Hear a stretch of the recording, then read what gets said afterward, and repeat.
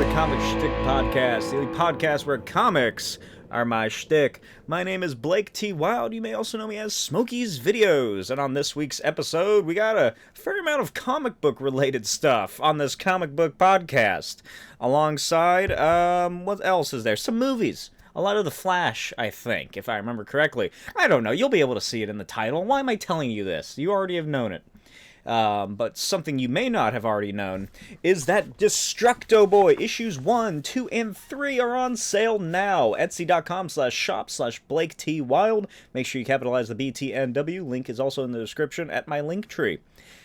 Check out these books. These are fun, futuristic sci-fi tales, suitable for all ages. So parents, if you want to get your children hooked on good comics, check these out. Each issue is $9.99 and comes with a free sketch of any character of your choosing.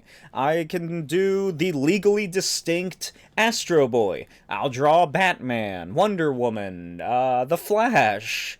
Any character you want, I will draw them. I'll insert them into a little slip of paper in here and ship it out to you. I'll sign the book as well, and you'll get it in the mail in a couple days. Check it out, etsy.com/shop/Blake T. Wild. Again, link in the description.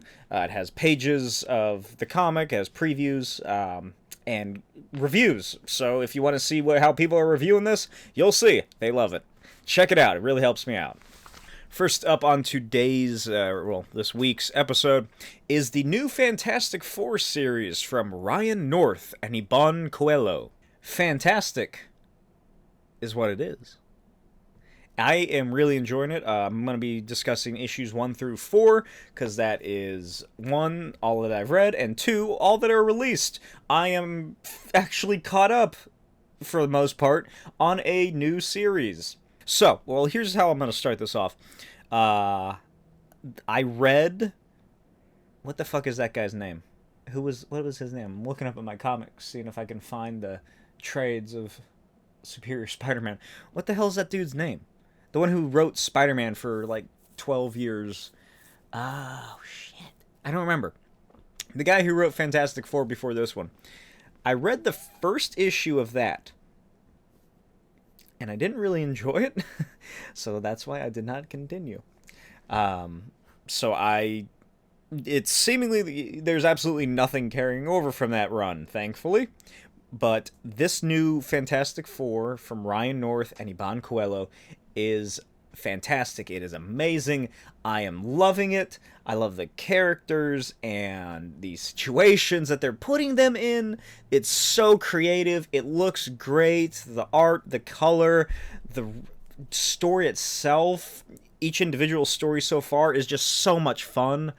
I am having a great time with this series. It is great, and I highly recommend you check it out. The first issue is about Ben Grimm and Alicia Masters getting trapped in this town that is inside of a time warp paradox sort of thing. A little preface here is that something happened several months prior to the series that caused the Fantastic Four to split up and become hated by the whole, at least the city of New York. Does that sound familiar to you? And guess what? Spoiler alert, after 4 issues, it's revealed. They tell you what happened. None of this fucking prolonging it for however many issues bullshit. There's no, Sue and Reed broke up, and now Sue has 2 other kids? What dipshit would write that? There's nothing like that. They have... Fucking compare this to the Spider-Man book that's currently ongoing. It's the exact same premise. Superheroes did something in New York several months ago. Everybody hates them. Let's find out what it is. This one actually gets to that. It gets to that in such a fun way. The stories leading up to it, they don't really have much to do with what happened. It's finally revealed in the 4th issue when the Fantastic Four are reunited. But leading up to that, there's just little hints here and there. Like, they sort of talk about it in, monologues or something.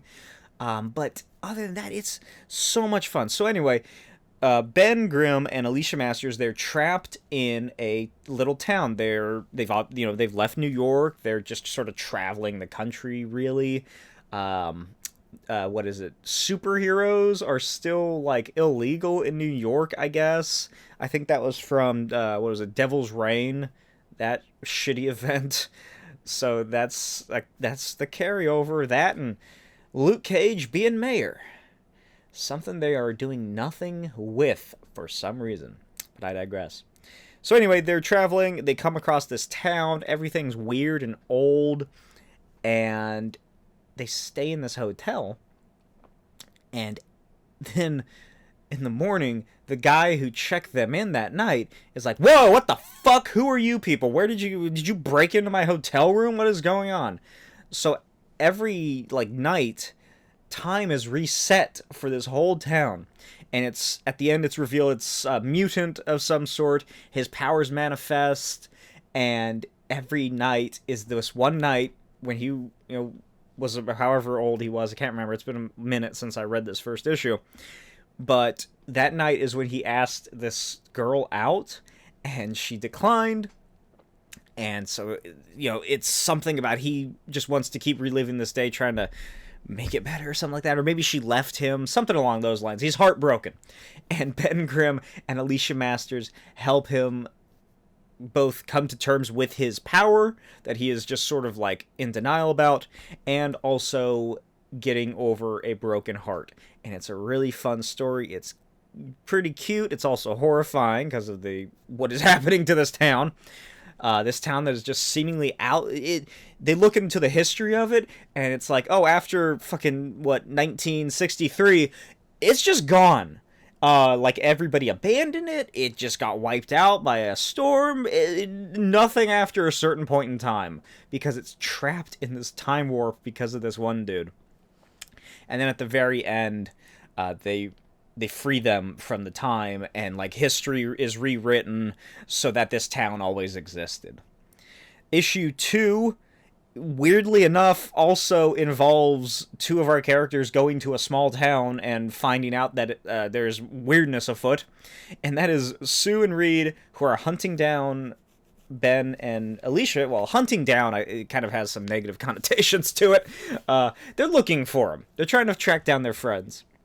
And they discover that this entire town is Doombots. The whole fucking place is Doombots. There's not a single living person in this town except for them. And the way they discover that is just something about the Doombots shielding is oh yeah, when I'm in proximity to other people, I gotta hologram myself to look like a real person. And then they just realized, watching these people walk around, oh, hey, that guy went into an alley, and he turned into a fucking Doombot. And so did that guy, and that dog is a Doombot, stuff like that. And here's the thing. The Doombots don't know this. The Doombots are just, yeah, I'm a regular person. They, I can't remember for sure, but I'm fairly certain it is that the Doombots kill these people and then take over their lives. So now they think that they are them. It's kind of like Secret Invasion, where that sort of was happening with the Skrulls, but these are Doombots. So anyway, why are these Doombots taking over this town? Why are they taking over a small town in the middle of America?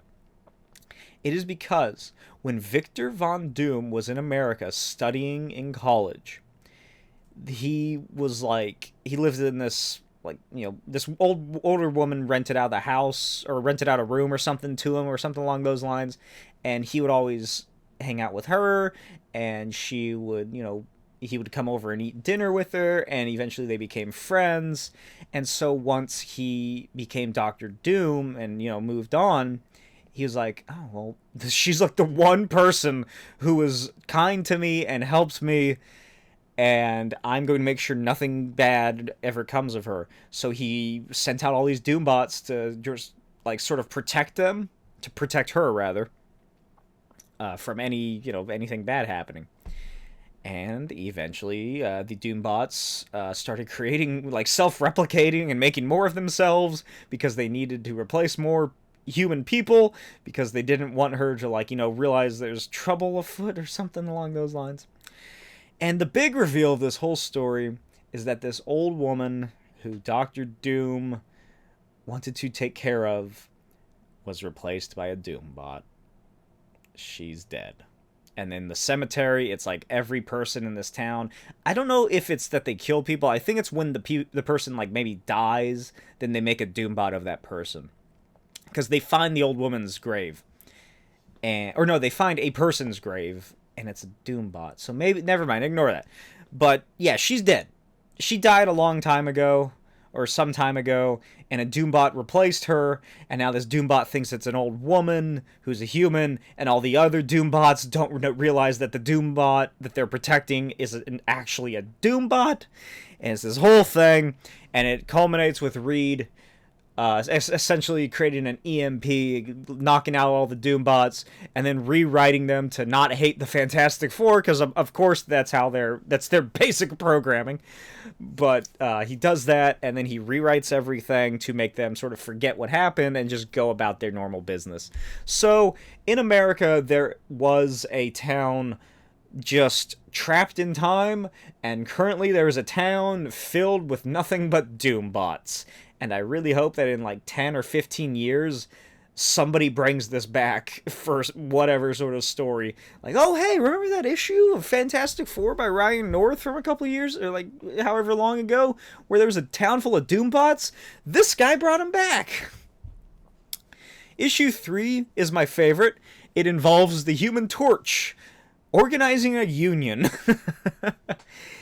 But he is not the Human Torch. Well, he is.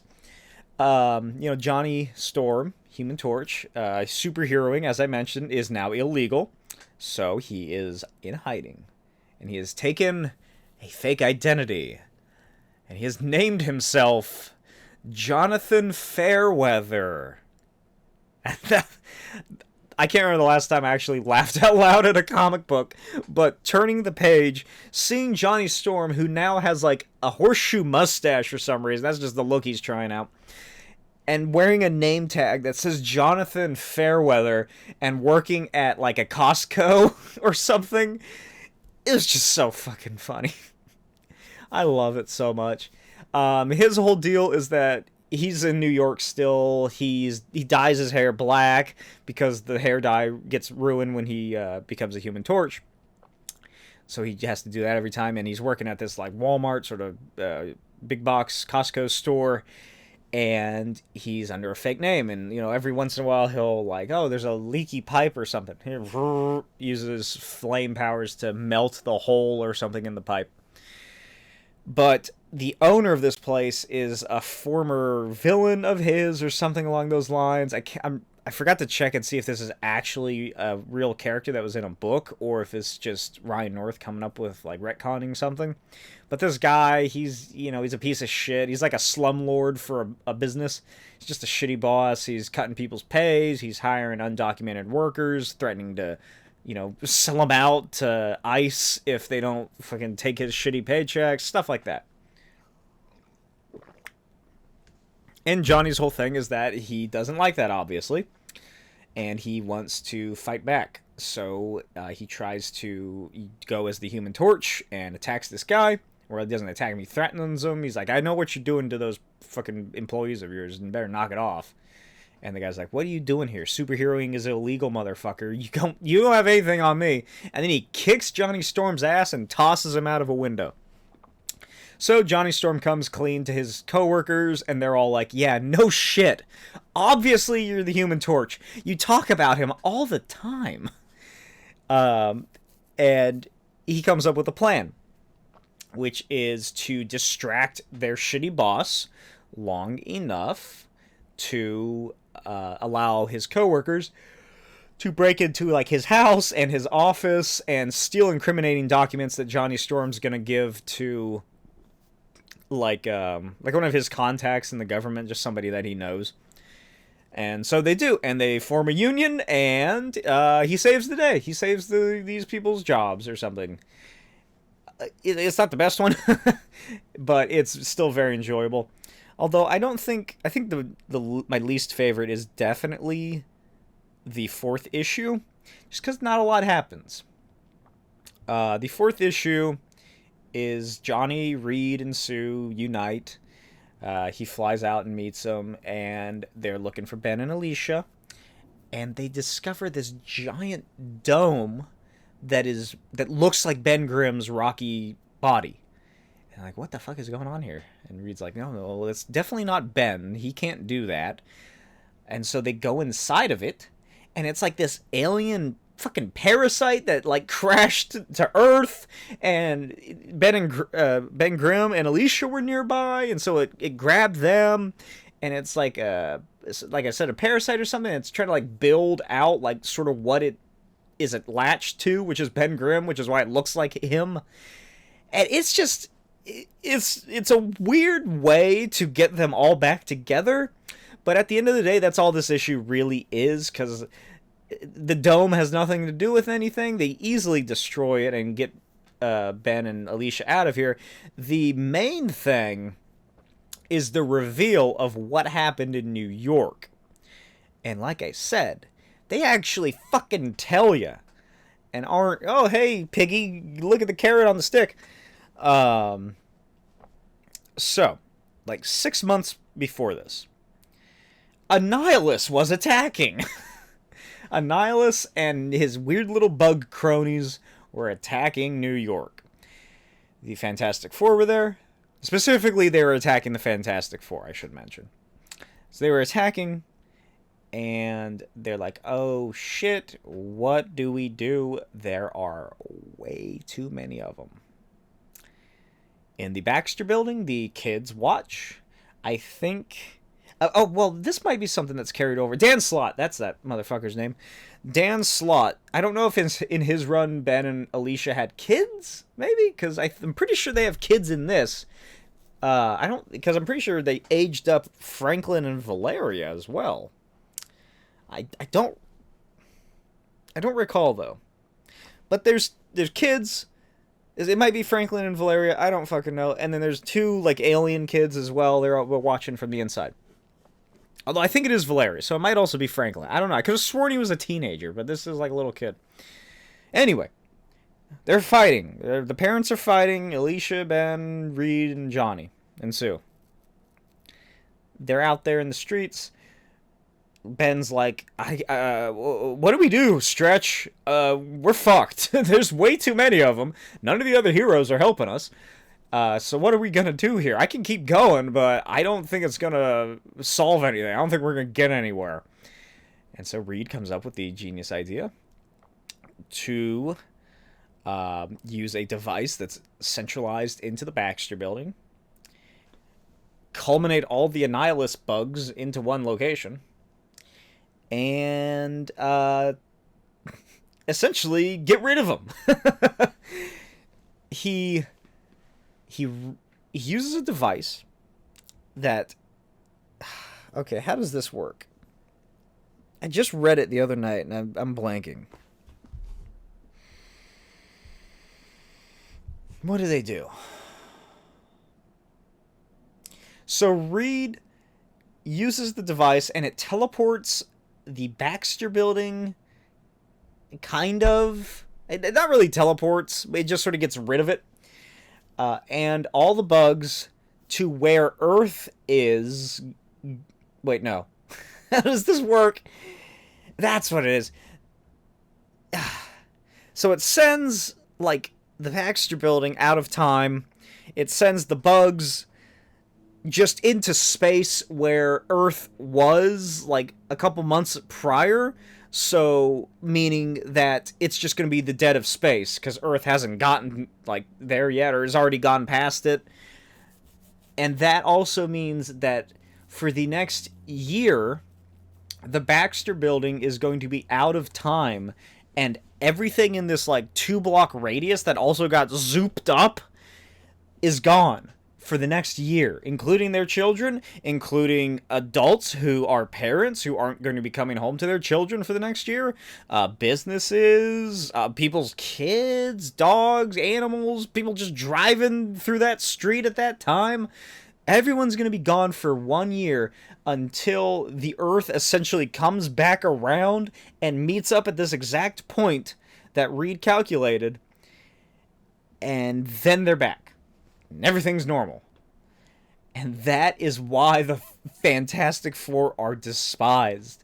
Because to the general public, they just, like, evaporated 2 blocks of a city. And it's not like, oh, everything's perfectly flat, blah, blah, blah. Like, it disappeared. No, it's like shit, like piping and stuff has been ripped out. The sidewalks are gone. The streets are gone. It's just like a crater. Again, another Spider-Man parallel. A giant crater has been formed. But that is the reveal. That Reed Richards sent away his children and someone else's children, and God knows how many people, for the next year. And they're just, like, they won't realize that this has happened to the people in this zone. They'll just, blink and they're back.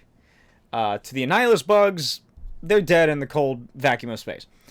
But that's what's going on with the Fantastic Four right now. It is amazing. I am loving it. I'm so glad I picked it up. It has beautiful Alex Ross covers as well. Just so good. Another one that's so good that I've been reading is The Wasp issue 2. I sort of forgot that this was like 4 issues for some reason, because it's just moving so quickly. When we last left off, the Wasp and the Wasp, Nadia and Janet Van Dyne, they defeated Whirlwind, and they learned that there's a big bad guy who's controlling him. They realize that it's this Cosmos creature, whatever his name was. Is it Cosmos? I can't remember. The giant alien that killed Janet's father, and also was like her first appearance she fought it in.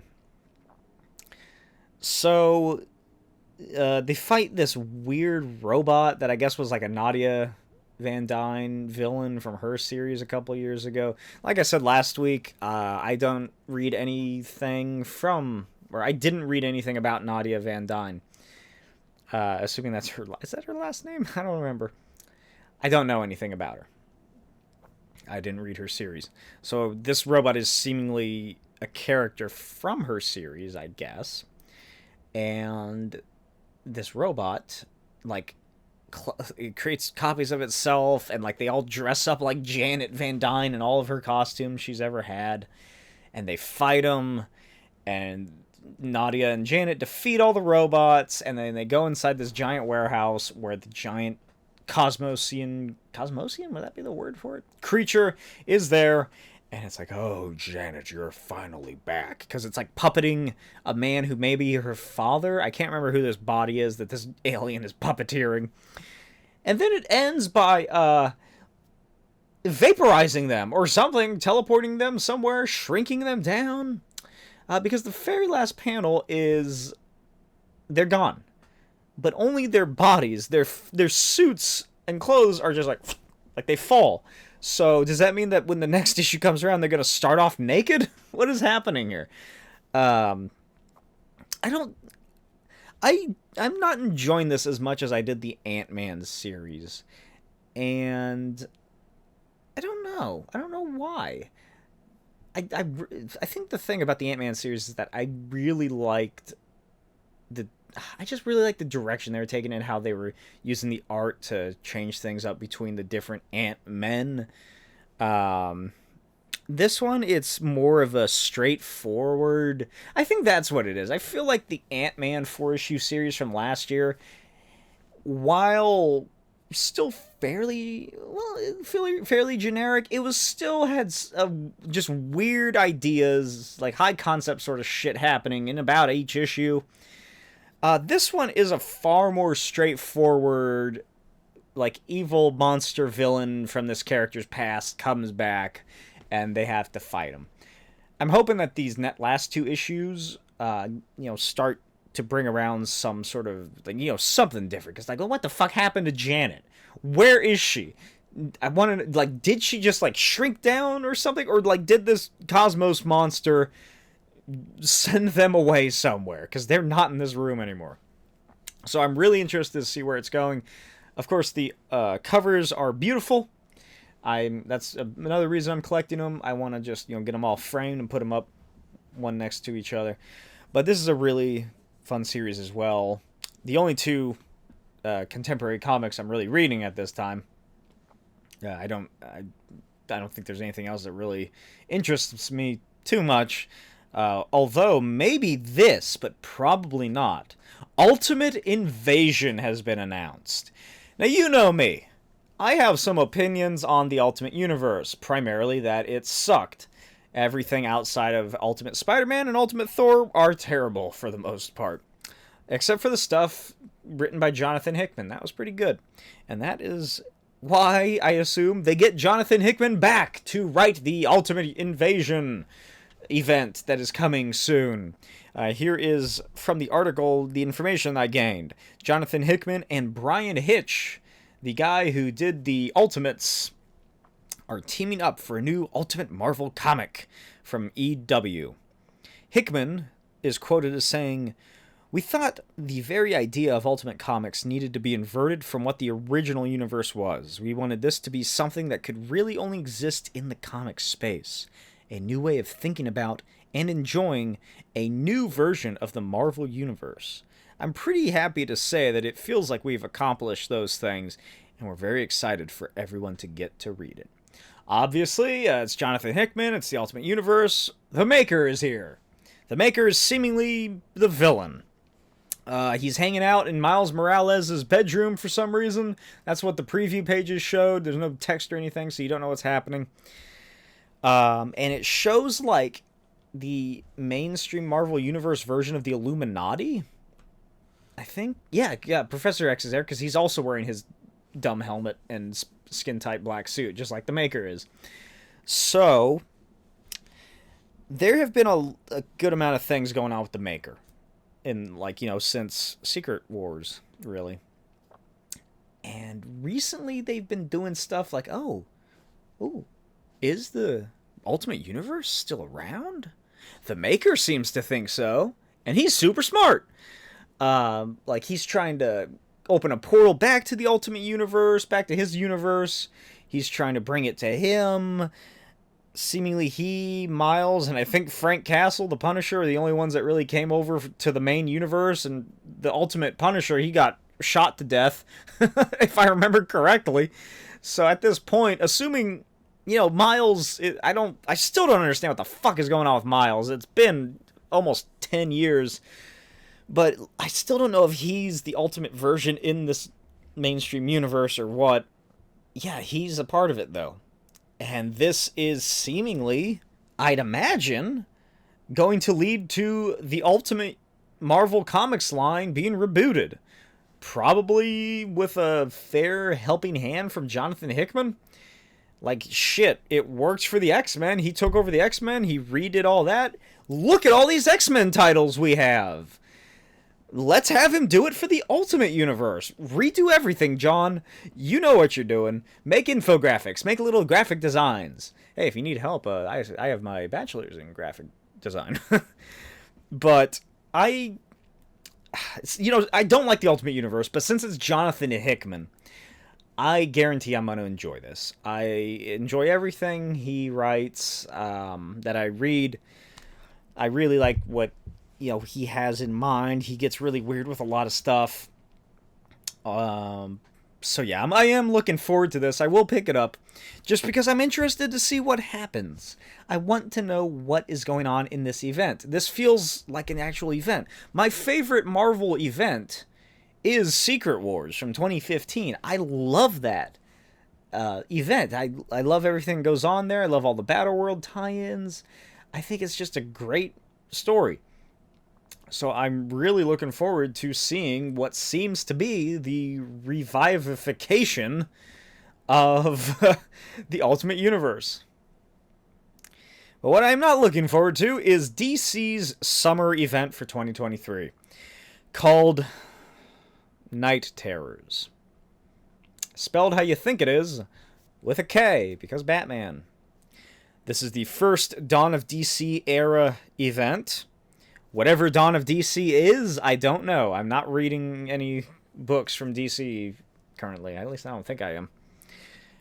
Written by Joshua Williams. Nope. Written by Joshua Williamson.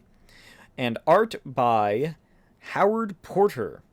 Night terrors will take over the DC line for the months of July and August as the death of one of the superheroes' earliest villains leads to an investigation that stretches beyond the veil between life and death. And all the promotional material is showing like evil, monstrous versions of like the Trinity.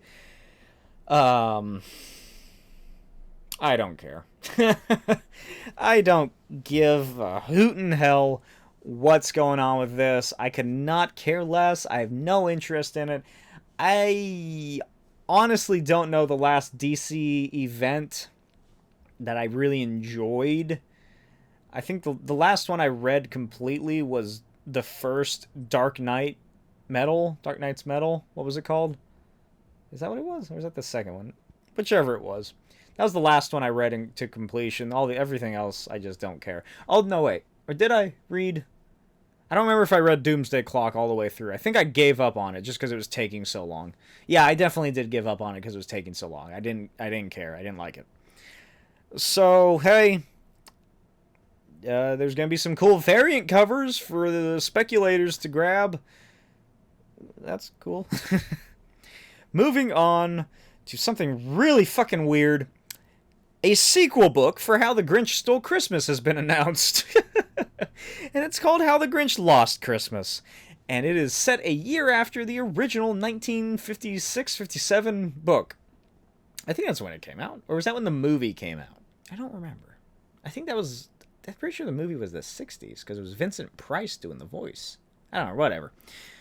I don't know who asked for this, but according to somebody who works with, like, the Seuss estate or something, she was like, in this interview for the article, you know, a lot of big fans of the Dr. Seuss, they always ask the question, what happened to the Grinch after he stole Christmas?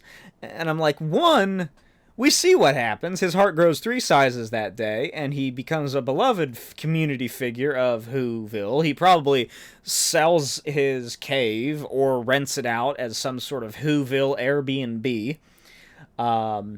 He gets his dog fed and groomed, I'd imagine. And 4, who gives a shit?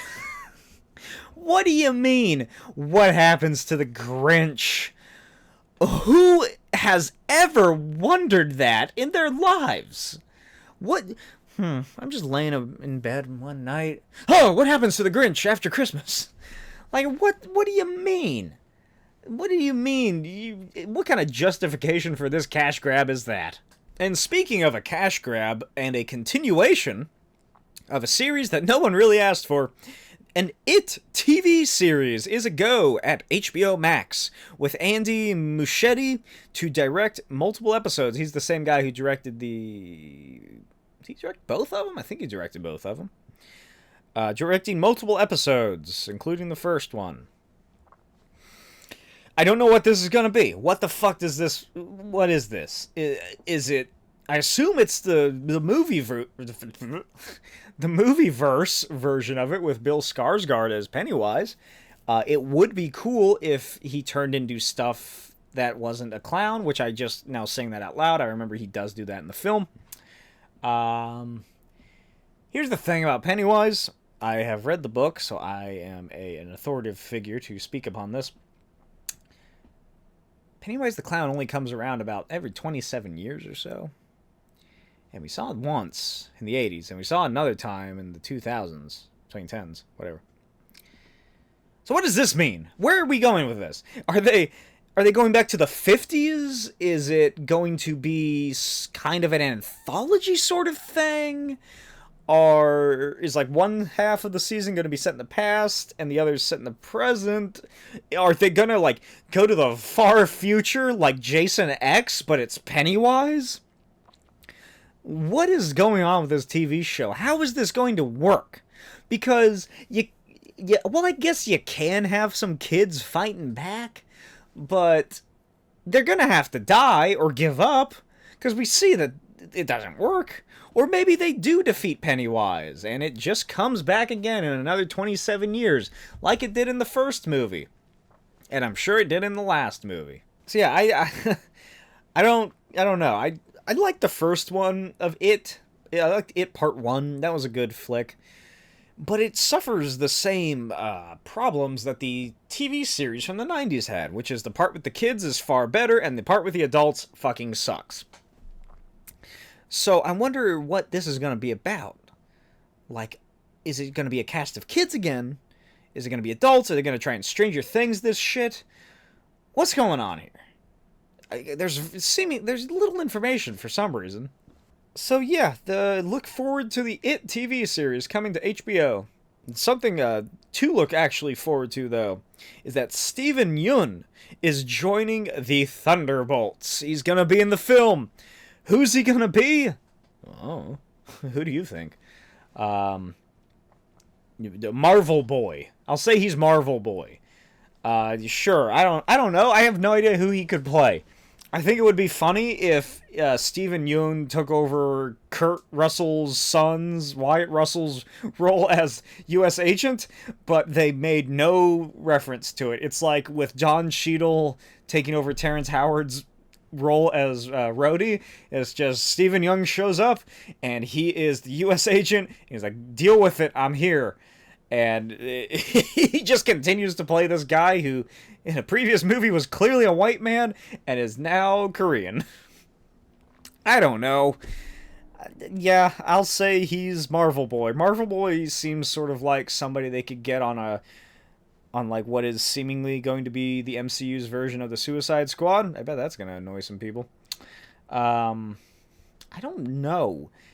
If he's not playing a superhero, he's probably gonna just be like the government liaison, or he's working for Thunderbolt Ross. He's like the second in command or something. I don't know, but I do like him as an actor. The last thing I could really think that he was in... Oh, well, no, he's in Nope. So I saw that. I was gonna say The Walking Dead, but I forgot he was in Nope. Which is very good, by the way. Great film. So that's neat that he's going to be in this. I'm looking forward to that. Something I don't know about is that Zach Galifianakis joins Disney's live-action Lilo and Stitch remake. Lilo and Stitch, reaching about 20 years old at this point, is getting a live-action remake, because why wouldn't it?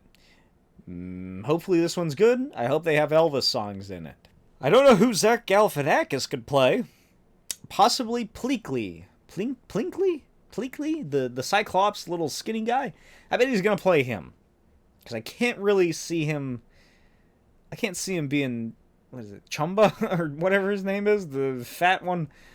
I feel like he just has that sort of energy for a neurotic little alien man. Someone on Twitter named Nate Moore, who I forgot to look up who that is exactly, says that Captain America New World Order begins filming in 3 weeks. Which, I was just looking at the release for Phase 5 earlier today. That makes sense about.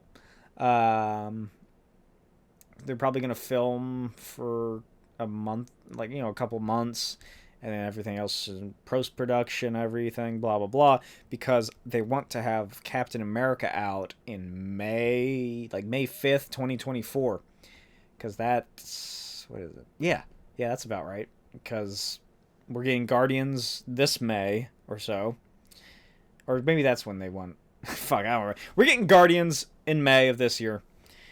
Then we're getting the Marvels in November, and then we don't get another MCU film until 2024 May, which is Captain America 4.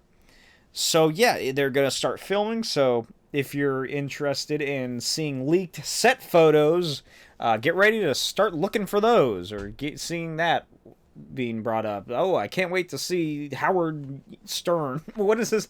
Not Howard Stern. I was thinking of the leader... Samuel Stearns? Yeah, that's it. Get ready to see him getting hidden by a blanket or something, and fucking tucked over his giant head as he's walking to his set from his trailer. So that's neat. Some other information is that Doctor Strange 2, Eternals 2, Shang-Chi 2, which is apparently called Wreckage of Time, I wonder who that involves, has been added to the Marvel Studios production calendar. obviously post 2025 at the latest for these 3 films. Actually, I just realized I wrote Doctor Strange 2. I meant Doctor Strange 3. So these are now apparently in some sort of production. Very early pre-production, I would have to imagine. But production, they are in. The Marvels has been pushed back to November 2023 for a larger post-production window. That's good because, like I briefly mentioned last week, a little while ago, I was again talking to somebody about the Phase 5 release schedule, and I looked it up, and I was like, what the fuck? Why do they have the Marvels coming out in July or June or whenever? They haven't done any advertising for it. There's no way that this movie is coming out this summer. It's 100% getting pushed back. And then like an hour later, I looked on my phone and I saw, oh, the Marvels poster has been announced or has been released, and it said November. So that is good. They're also allowing more post-production time for their shows as well, more breaks in between. They really just went all in on this past phase 4, and I didn't mind it, but obviously people are getting not paid enough for all this work that they're having to do for these things. So it is good that they are, taking the time to ensure a higher quality product and hopefully a higher quality in payments as well. Or else Johnny Storm is going to be fucking knocking at their goddamn door, trust busting and organizing unions. The Flash is apparently going to screen for the first time at CinemaCon 2023. What the fuck is CinemaCon? I don't think I've ever heard of this thing in my life. Where is it? When is it? I want to go see The Flash. I also want to see, allegedly, there is going to be in the post-credits or something, George Clooney's going to show up as Batman. The Weekly Planet and their hot scoop or shot of poop talked about it just this week for this past episode. And a couple weeks ago, I can't remember which leaker it is. I've talked before about how, movie leaks has a whole, sub-ecosystem inside the internet. And there's all these big-name people who are, in the community. It's like, oh, yeah, he's trustworthy, she's trustworthy, blah, blah, blah. But a couple weeks ago, they, in reference to the Flash film, posted a GIF of George Clooney's, Batman. And they're like, So people were led to believe that he was going to appear. So seemingly, it's possible. It's possible that George Clooney's going to appear as Batman for some reason. What does that mean? What does that mean? Is it just going to be a Batman from another universe? Because they say the Flash goes to the Batcave and he finds Batman. Batman turns around, it's Clooney. What the fuck does that mean for the DC universe? I assume it would have to be another reality's Flash. That's got to be the case, right? Also, speaking of the Flash, I still just want to say how hilarious I think it would be if Thomas Wayne was Batman and that is who Michael Keaton is playing. I really want that to happen just because it would piss off so many people. They're like, oh my god, we got Michael Keaton back. He's Batman. He's Bruce Wayne. And then in the weird, not quite Flashpoint universe, it's like, oh no, Bruce died when he was 8. He was shot in an alleyway. I'm Thomas Wayne. Because don't forget, Michael Keaton has a lisp.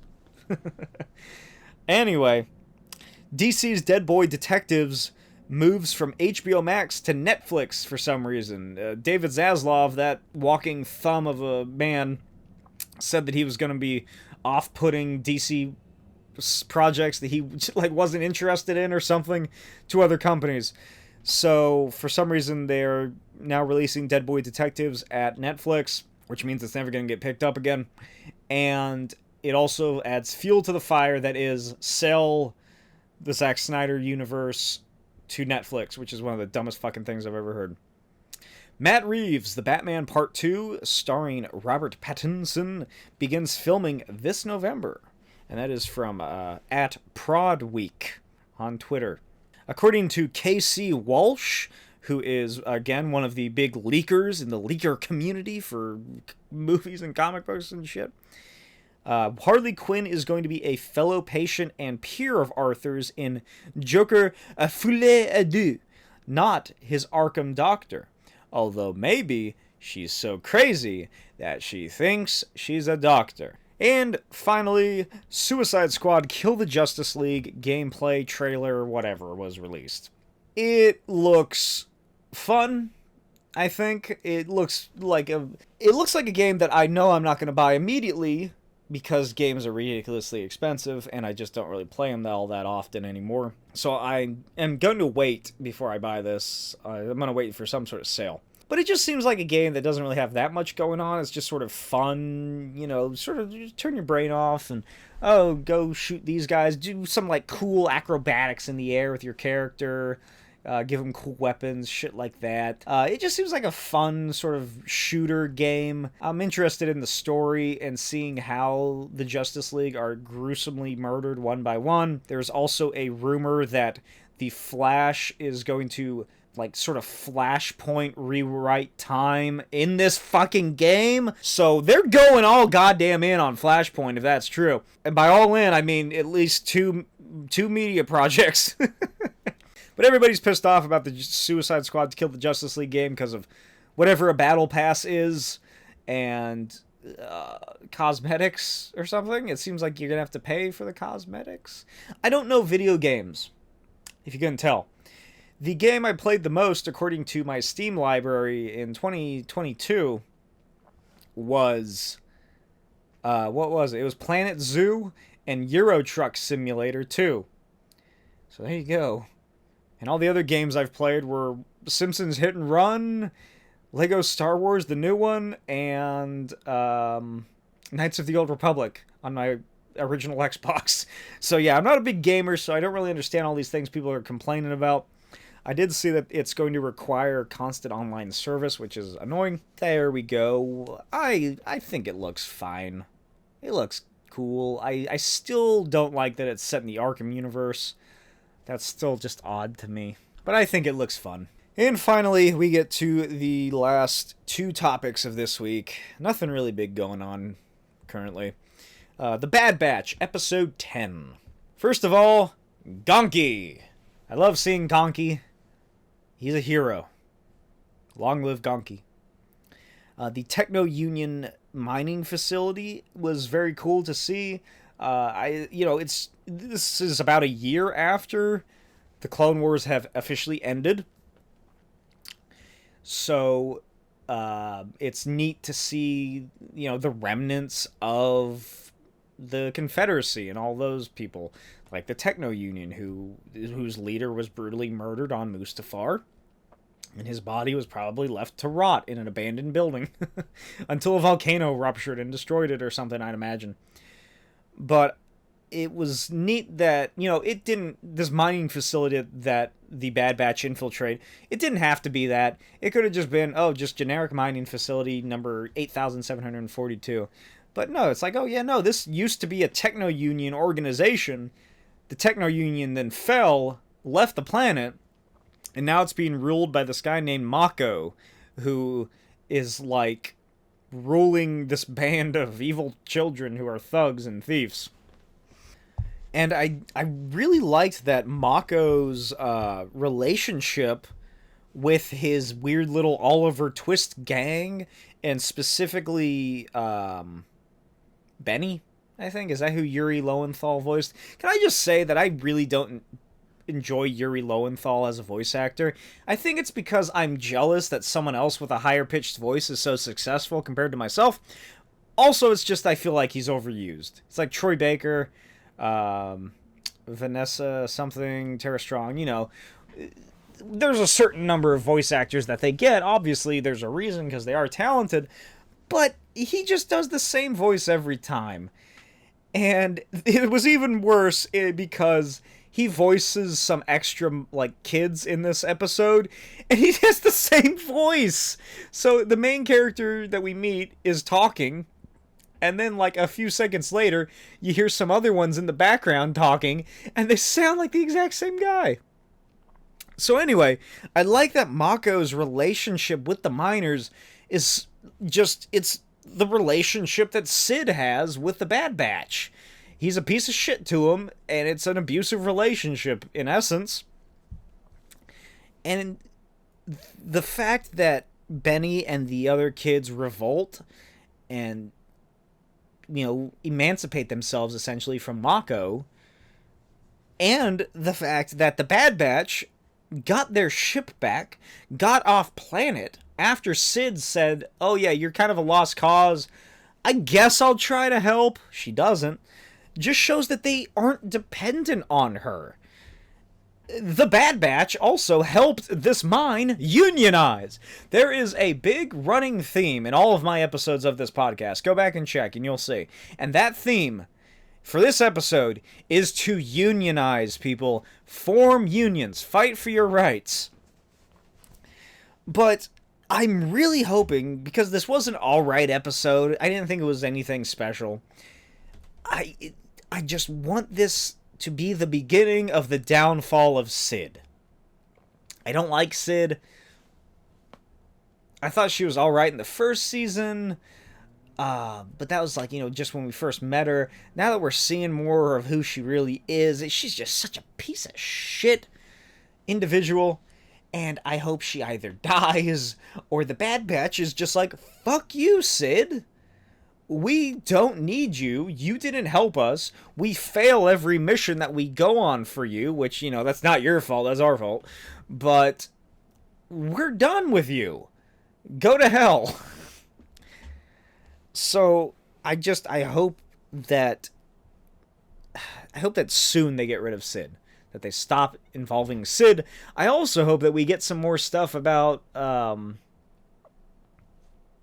fuck's his name? Crosshair. I want to see more about Crosshair. I want to see what's going on with him. Because the last time we saw him was in episode 3, and we're out 7 episodes later. We still haven't seen him yet. So, yeah. The Bad Batch still has a little bit to go. This week is going to be the first episode of The Mandalorian Season 3. So, hell yeah. Excited for that. More Star Wars, baby. And moving on to the final topic of this week. The Last of Us, episodes 6 and 7. I really need to stop watching these episodes in the morning, because, these come on too late at night on Sundays. I gotta wake up early. I gotta wake up every morning at 4 a.m. and go to work, which is where I usually watch these episodes at every Monday. But I gotta stop doing that, because I'm watching the fucking Last of Us episodes, and they're so bleak and depressing and sad. Episode 6 was cool. I really liked the couple in the cabin at the beginning. They were quite the characters. I can't believe, it makes sense they're surviving that long, because, they live off the land and everything. They know how to hunt. And also there's just not a lot of people coming by, because it's so secluded. I really enjoyed seeing that community called Jackson. Is that what it's called? I can't remember. Again, I never played the game. Joel's panic attacks were great, not for him, but for his characterization. It's at first, it felt to me that one, he was having panic attacks because he was afraid of failing Ellie the same way he failed his daughter. 2, it also kind of felt like seeing this town that so resembled life before the outbreak was also something that was just this resemblance of the former world, which means that the memories of his daughter would come back to him and his life beforehand, all that just coalescing and into him, and he's just freaking the fuck out about it. That was, especially that woman that looks like his daughter too, because, if she was still alive, she would have been around the age that she could have, she probably may have had children or a child by now or at this time. So that definitely fucked him up. All around, it was a good episode. It was cool to see Tommy again. I don't really have much to say about this episode. It's just, it was good. I enjoyed it. Episode 7. I really liked it. I was complaining about not enough flashbacks. While these still aren't the flashbacks I was wanting, it was cool to see. And I really liked the backstory of Ellie. I didn't really know anything about this, like what was going to happen. Well, I could have figured out that the girl was going to die, Riley. But I never watched like any playthroughs or anything of... Apparently this is based off of a DLC for the first game. And this was really good. I really enjoyed seeing the girls go around the mall. It reminded me of the film Night of the Comet, which is a film about a comet that passes really closely to Earth. When is it? It's like... I can't remember what... It's like around a holiday. I think it's around Christmas, maybe. Or whatever. It's around a holiday. Doesn't matter. That's not the important part here, what holiday it takes place on. Or maybe it's 4th of July. Whatever. Stop bringing this up. Why am I doing this? Anyway, this episode reminded me of Night of the Comet. Comet passes by Earth. Everyone who is outside or like in a non-enclosed enough space that's like shielded with metal, essentially, they get turned to dust after they... Well, no, most of them get turned to dust. A lot of them, if, like, say, like, a comet passes by right now, since I'm inside, I'll probably not turn to dust. I'll still get infected with whatever space bacteria or whatever comes off this comet to become essentially a zombie. The cool thing about this movie is that there's not a whole lot of these zombies actually seen. There's like 1 or 2, but it's like the main threat are the people. It's like, it's like a rage virus sort of thing. But these 2 girls, the main characters, they're both sisters. They both survive. And when they realize what's happening and they come to terms with everything, they go to the police station. Do they go to the police station? Or I think they get guns from somewhere. And they go to the mall. And it's just this shopping montage of these 2 girls just running around a giant abandoned mall, having fun, dressing up, dancing around. It's such a great movie. I would highly recommend Night of the Comet. If you don't like scary horror movies, it's not scary at all. Well, I shouldn't say that. It might scare you a little bit, but there's nothing inherent, or there's nothing overly gruesome or jump scary or terrifying like that. It's a very fun film. It reminded me of Ellie and Riley in this episode. But my main takeaway from this episode is that, God almighty, this one especially, just every episode of the show has mounting tension. Good things that are going to go bad, and then bad things that are going to go worse. And just this whole episode, once they reached the mall, oh my God, I was just constantly waiting for something to happen. I was like, oh my God, what, are you gonna see like a clicker or something in the background? Is there gonna be like an infected dude shuffling by who hears them? What is happening? What the fuck's going on? Like, how is this going?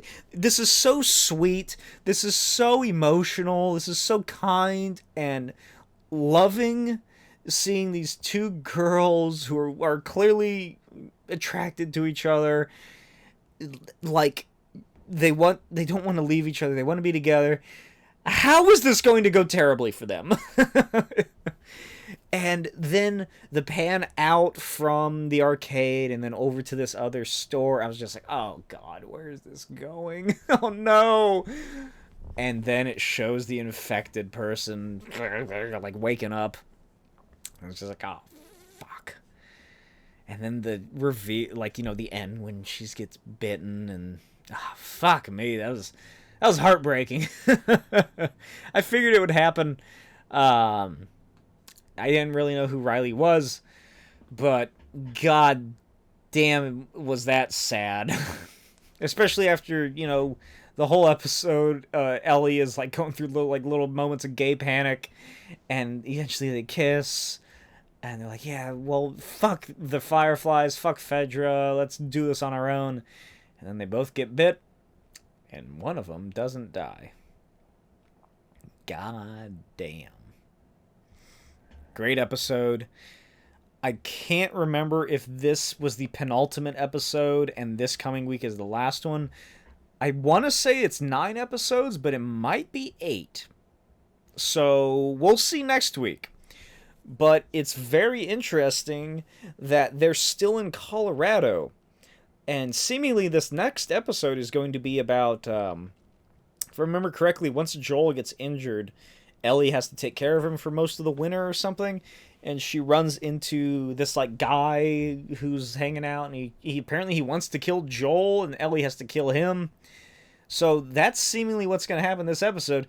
And then I imagine, so let's say that there's 2 episodes left, which there might be. This next episode is going to be about Ellie in the present. It's going to show, her taking care of Joel slowly recuperating, the horse hanging out, and then it's going to have that guy who I think is named David, maybe? He's going to show up. They're going to do that little storyline. Then the last episode is probably just going to be their journey to, I think, Seattle, maybe? If not a continuation of the winter chapter from the game, and then ending with them leaving to go to Seattle to the Firefly encampment. Because this show is almost over, and they aren't near the ending of the game yet. Relatively, I think. I think there's still a fair amount left for them to do. They still haven't shown the giraffes. Nobody's thrown a brick. But that concludes this episode of this week's episode of the Comic Schtick Podcast. As always, check out etsy.com/shop/BlakeTWild. Link below in the description for my comic book Destructo Boy, issues 1 through 3. Issues 4 and 5 will hopefully be coming soon. I hope you enjoyed this week's episode. Let me know what you thought of any of the topics I discussed. What did you think about The Last of Us? What do you think about Bad Batch? Where do you think Bad Batch is going? Because we still have a fair amount of episodes left in that. Maybe about 10 more or so?